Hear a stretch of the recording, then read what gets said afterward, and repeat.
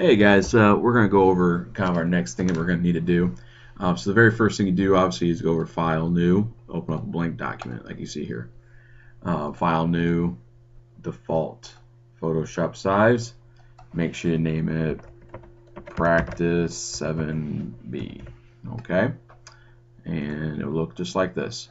So the very first thing I'm going to have you guys do is obviously notice that we have the layers on the right side. You're going to need to go over here to the text tool right here, click on it, and then if you notice while it loads, sometimes it takes a few seconds to load. Just kind of like at Word, we got your text style, you have it's bold, italicized, all that crap, the size of it, and then here's obviously the font color. All right. So obviously I want you guys to go ahead and choose it to make sure it's black or whatever color you want. Then the font that we're going to use is, you can literally type this in, is it is Gill Sans Ultra. Here it is. I want you guys to do this one right here, Gill Sans Ultra Bold. And then from here, you don't have to draw a box or anything like that. You just click, I would say click down here in this area. Just click, and then I want you to type your name. So I'm going to type my name, all caps.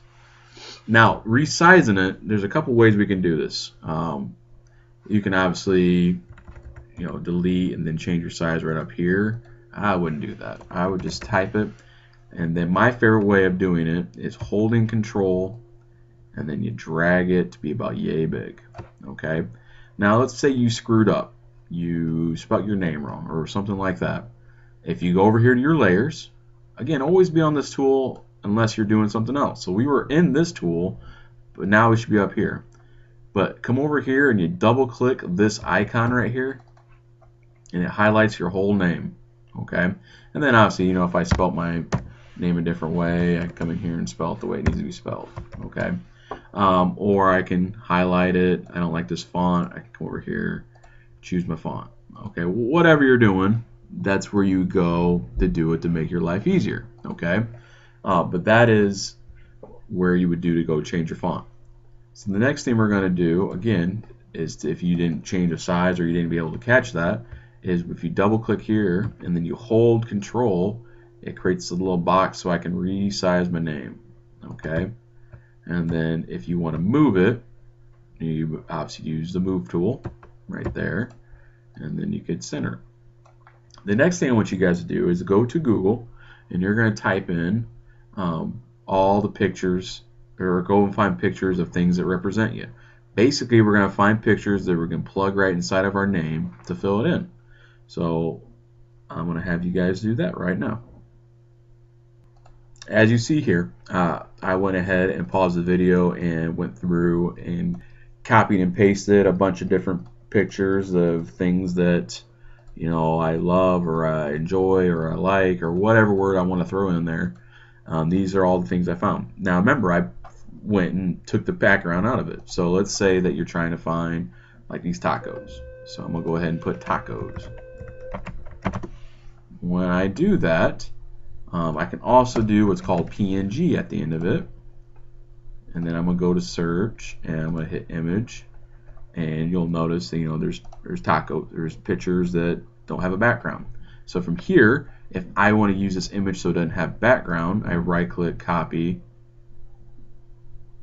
come back here, and I paste it in. And then what's easy from here, I can take the magnetic lasso tool and kind of trace around everything just like so. I didn't take my time. Double click, I can hit Control C, Control V, and there you go, got my tacos. That's one way of doing it.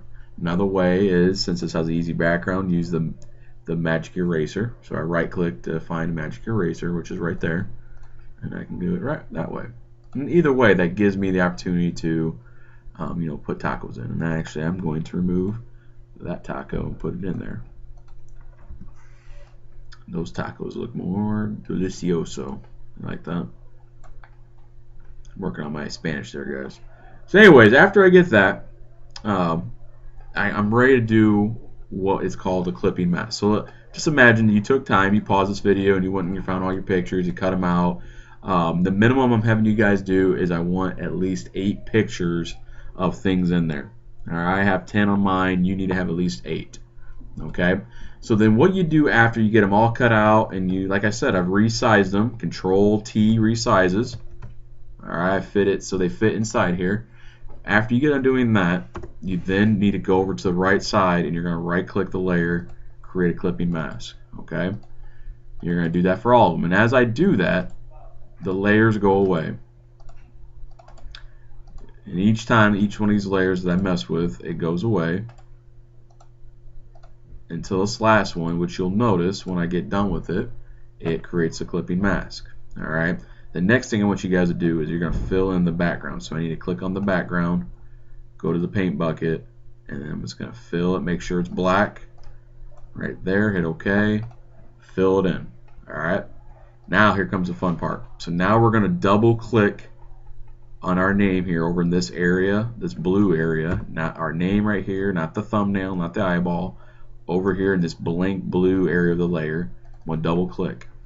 If you don't know how to do that, you can also just right click, go up here to blending options. Either way, it takes you to this screen. So I like to move this thing over to the side. Then I go down here, I'm going to click the drop shadow. Don't click the checkbox, but click the word. Then from here, you can't screw anything up. I always like to change that to be normal. I like to change my color to something. And then from here, you just play around. And you make this look however you want. Okay? And then I'm going to maybe go up here to stroke, add a stroke. Pick a color, maybe a purple. I want that super thick. Maybe you want it super thick, whatever the case may be. Maybe you want to add a glow as well to it. Again, I always like to choose normal, and then this is where you can change the spread or the size of it. Okay. Bottom line, that's what I want you to do for that. What you need to do is you're going to do your name first, and then the next thing will be you're going to pick 2 colors. I want them to be opposite of each other. So whatever, if one's blue, pick something that's light, or the opposite of that, white and black. I don't care, whatever you pick. But you're going to put one word up here, one word down here, and then you're going to fill in all things that represent that color, and then down here. And then you're going to do the same thing. You're going to put clipping mask in for all of them. Okay? Make sure whatever pictures you have on top of the word are on top of that word. And here's what I mean by that. It'll be really quick. When you put your text in, again, put your word in here. So I'm going to pick the word orange. And then I'm going to click here, and I'm going to add one more word. And I'm going to do red. And remember, I want to change the size. I double click on the T.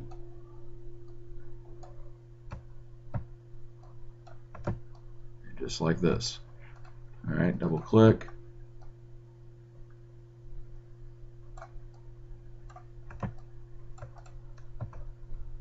Oh, I got a little, there we go. Make it a little bit bigger. Computer is slowing up on me here. Alright, so then when I paste in pictures for orange, I need to make sure they're right above this layer right here. And then the same thing for red. Okay? What I mean by that, I'm just going to put things that are orange, just so I can do a quick picture for you. I would take my time, put something in, take out the background, and kind of go from there. Alright, so something for orange, I would put like this, like that. And then I'm going to go find something for red, just so you can see how this should look.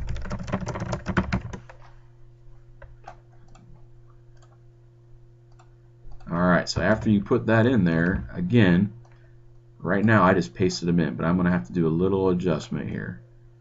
So right now both these images are not, they're at the top. What I need to make sure is that my red item is above red, and then the orange is above orange. So I'll need to drag this orange one down there. Now it'll make sense once you go here and do this, because they have to be together. So you can see how it's, if I would take out the background, it would look better, but see, the clipping mask only works when it's above the item it needs to be. Okay, there's that. I'm just making this picture really big. but you will need to find the exact kind of the same number I told you with your name. Okay, about 5 and 5 for each one of them.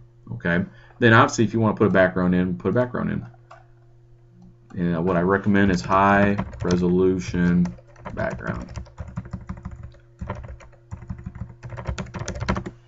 And I'm gonna put wood. There we go. Copy. Go to Photoshop. You're gonna paste it in. Control T. Got my wood in there, and then I'm gonna drag it to be right there. Okay. So what's cool when you get done with that, you do a little drop shadow. It really makes things pop. Super simple, cool little graphic. Hope you guys have fun. So when you're done with that, it needs to be turned into assignment 7A. All right, guys. Talk to you later.